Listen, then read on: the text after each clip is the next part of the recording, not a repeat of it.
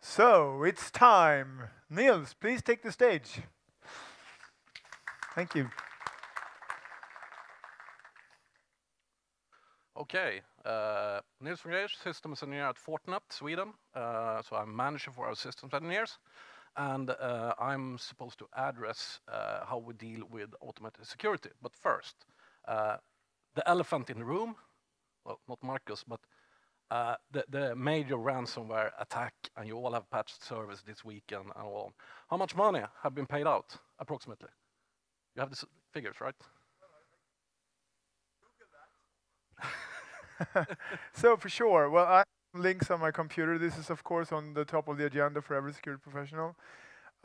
There were three hard-coded Bitcoin address wallets. So in one there has been 95 payments. In the second one it's been 84, and the third one it's been 109 payments. So almost 300 payments, of each around $300. So that's 90K US dollars something, right? yeah, a little less, but Yeah. enough money to buy a really nice car, that's for sure. Yeah, okay. So, in the biggest ransomware attack in the recent time, we pretty much have not a lot of payouts. So, give yourself a round of applause. You guys are prepared. You are not paying out money to ransomware anymore. I think that's worth something. So, I'm not going to address ransomware. That's not my thing. It's just one component of security that I think is kind of 2016. We should be prepared. We obviously are prepared. Ransomware is something we need to handle, but it's not our top priority.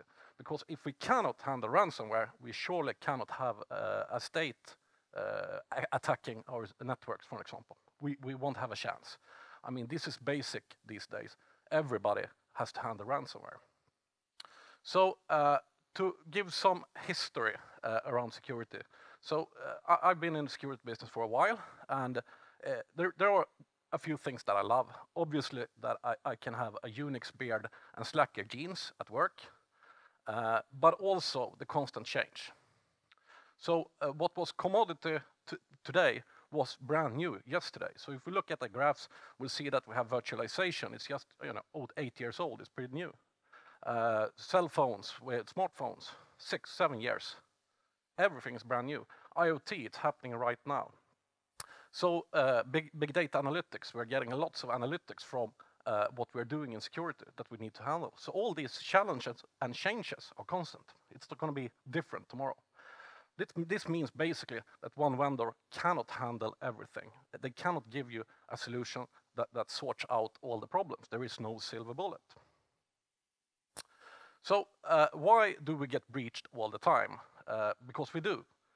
Ransomware is a typical example. I mean, you're basically hacked. Somebody has a computer on your inside, which they control. So per definition, you have a breach in your network.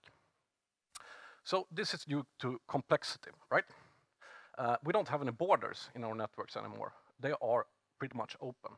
We got stuff moving in, we got stuff moving out. We have third-party vendors putting the stuff, and we are supposed to do security around this. This is really hard. It gets complex. The bigger the network, the harder it is. So we're moving data, we're moving applications, we're moving people in and out of these networks, and of course we get breached. Most big breaches are pretty simple. Something is hacked, and it's used to hack other things until you get a high-value target. So how do we address this? Well, we have an ID at Fortinet, since I'm working for a vendor, Fortinet, and that's what we call the security fabric. So to be able to, this is only like a vision. It's not a product you could buy. I wish it was, because we would get rich. But in the end, we have a vision. So there's stuff you need to do before you're able to get the data out of your firewalls, antivirus, whatever you run. So segmentation is the key today, because if something gets hacked, you can't run an next-gen antivirus on everything. You can't run it on a router. You can't run it on a server or a NOS directly in that way, or a hypervisor. So basically, you're going to have components that are vulnerable within your network that you cannot protect through an application. So the only thing that's really agnostic here is the network. The network is the thing that transports this data back and forth. So in our vision, that's what we have to work with together with other components.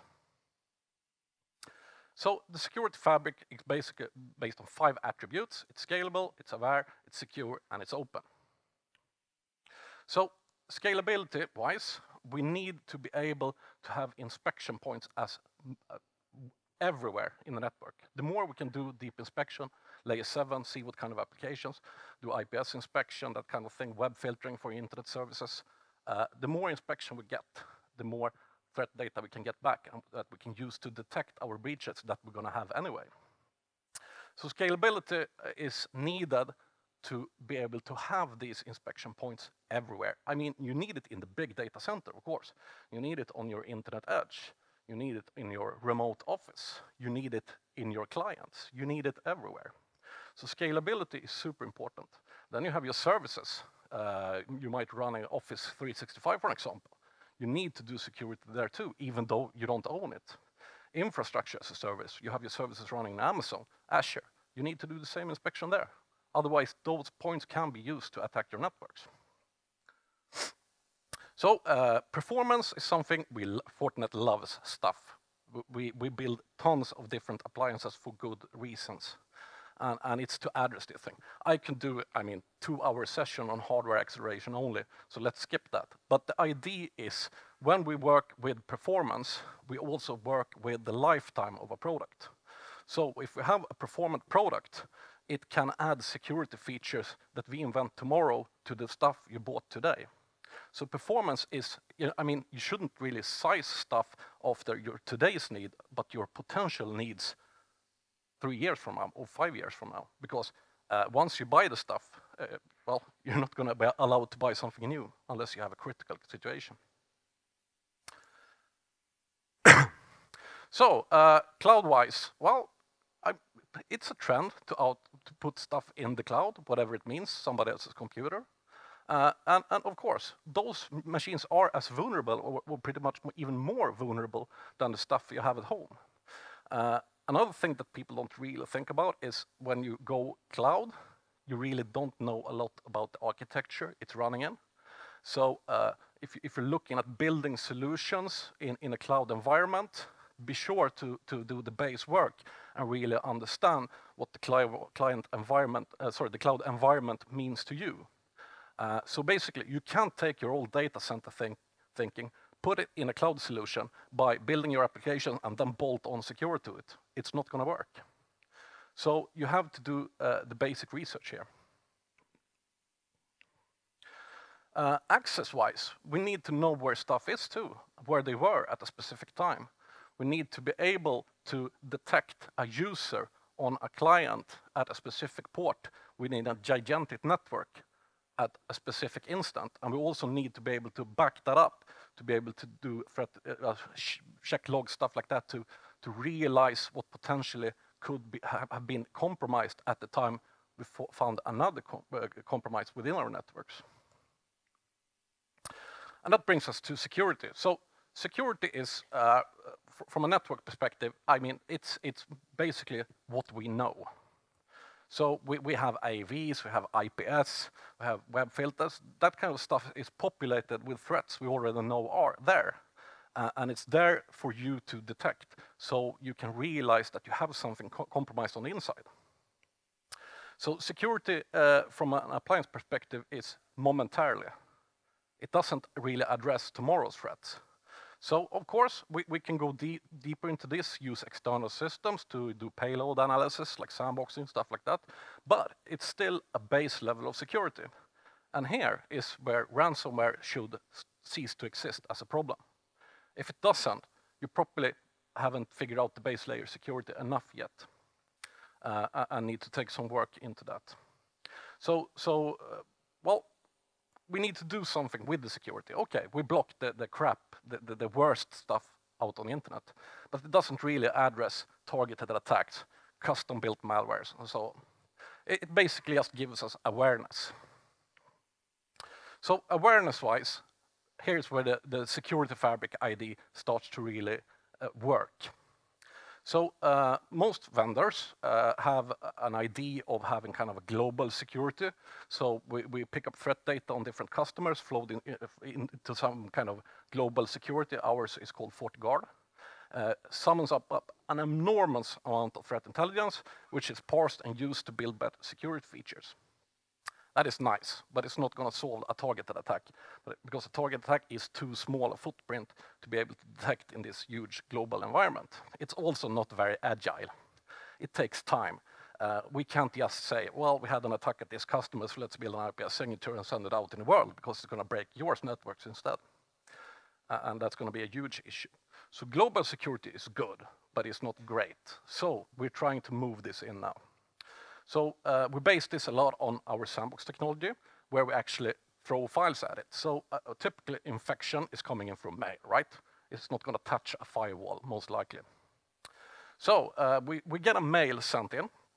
The mail gateway, security gateway, handles this mail. It has a link or a payload. We send that payload to the sandboxing solution, or advanced threat protection solution. It does its magic. It checks the links if there are files. It executes the files, looks everything, how it handles the payload, what network communication and so on. It's in there. And after an evaluation, we send this information back to the web gateway. The mail gateway. This was malicious.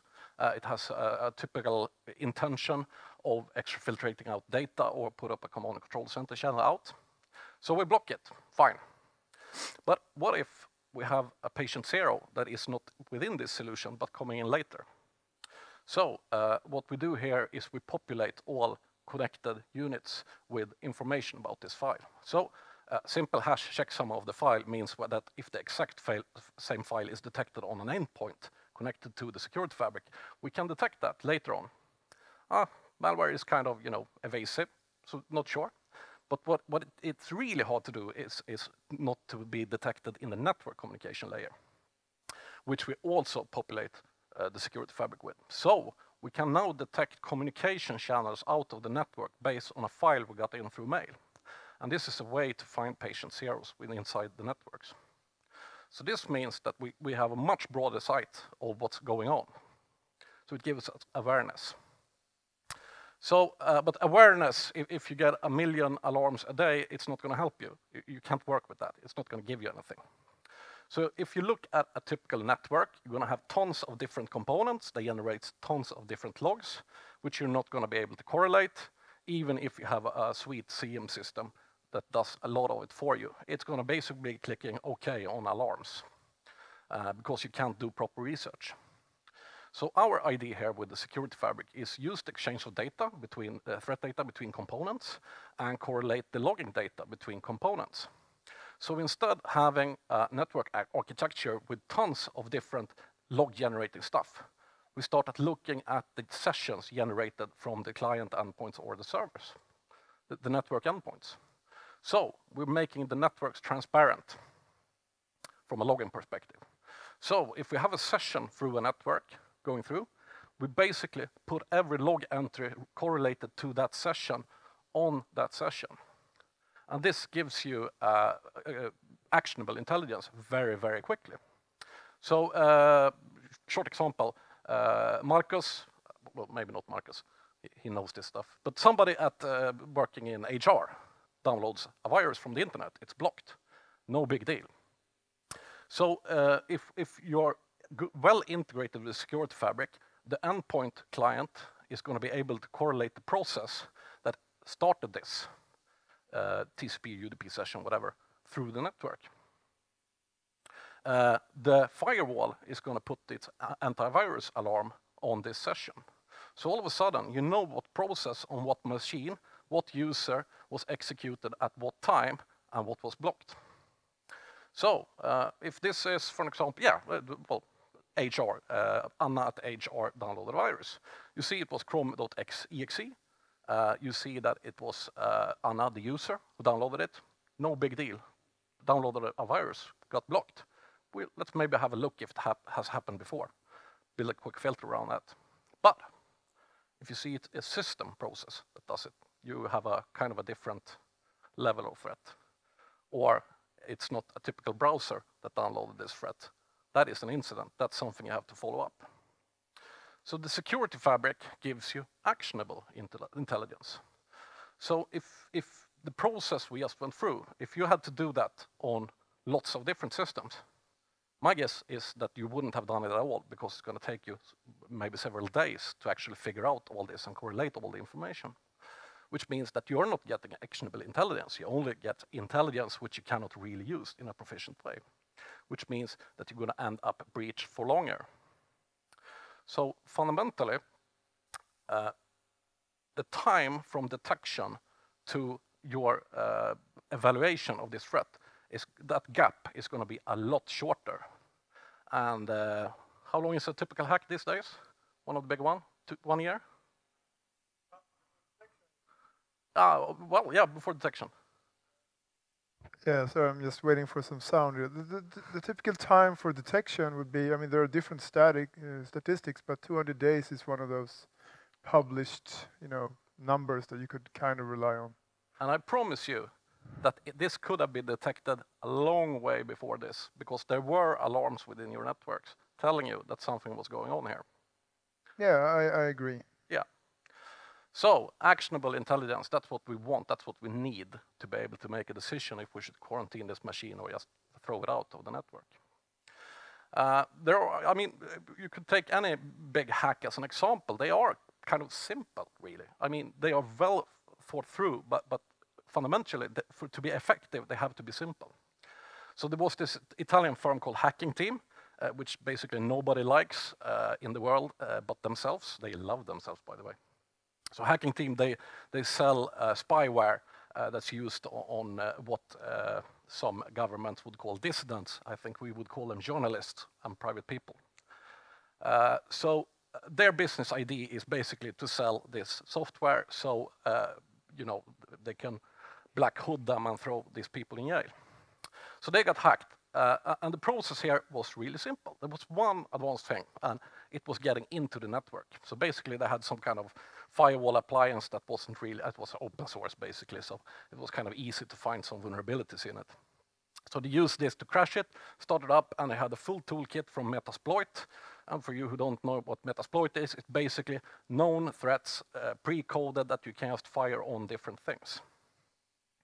So they built a toolkit from Metasploit with the ability to scan networks, do attacks on different networks, put it on a security appliance, and put it on the network again. They just crashed it, fired it up again. So now they have a toolkit, so what do? They look around for stuff. Already here, there are tells that we could pick up with the security fabric. We could see that a firewall is starting to talk weird network stuff into our network. It initiates connections inside, which it shouldn't normally, on any big level at least. Anyway, from that, they found a Synology server, and Synology servers aren't really that security patched, so of course there was a vulnerability in it. So they attacked that one and could access it. And IPS would have detected this, but they had no segmentation on the inside, so they didn't see it. So now they have a Synology, which basically they used as a backup. In the backup, there was, the network, how it looks, how they built it. So everything was there, IP addresses and everything. It was also documented how the production network, which was isolated, was accessible through the other network. And there was a file with passwords in it too. So basically, they could just log into high-value targets, which was the AD, and because one of the administrators had a credential on a text file in a server. So they got the high-value target, and they could deploy keyloggers and disable antivirus on different stuff. Then they attacked the actual server with real credentials, the bridging server into the production network, and they could just download everything, put it and exfiltrate it through their hacked firewall. And well, I don't know if the company exists anymore, but they are keeping a very, very low profile these days because it turned out that they sold their stuff to Bahrain and some states that are very aggressive. But there was hundreds of tells in this simple hack that didn't really touch a client at all, which could have detected it. And I bet you, if they had segmented their network and had some correlation of data in it, they would have discovered it in hours, maximum. But that's the strength of the security fabric. It gives you this information in a few minutes instead of a long, long time. And my favorite, it's open. So since security fabric doesn't really exist, it's an idea, vision, any product that can integrate with another product can be part of the security fabric. You can do your own integrations. If you have very simple, if you have a web proxy, for an example, you can send files from that to the sandbox and you integrate that. You are starting to share data with files coming into the security fabric. Quite a lot of people are already doing this. It's APIs basically, or network functions that all developers know these days. So it's really simple to get started. You don't need to buy lots of gear. It's already there. It's just the know-how, how to start working with it. So today we have a bunch of vendors. Some here, I think AlgoSec was out here, for an example, where we have integration on the management side and the security side with the security fabric today. On sandbox side, Carbon Black is kind of active out in the Swedish market. I promised, my old boss now works for for Sentinel-1, and they're also integrated. So I promised him I named them too. So sorry about that. He'll send you the check later. Yeah. Well, I got 3 licenses, so that's my upside. So there are people already integrated, and it's really fast. You don't need a lot of stuff to actually start using it. You basically need a next generation firewall and some logging functions, and you're good to go. You can start integrating.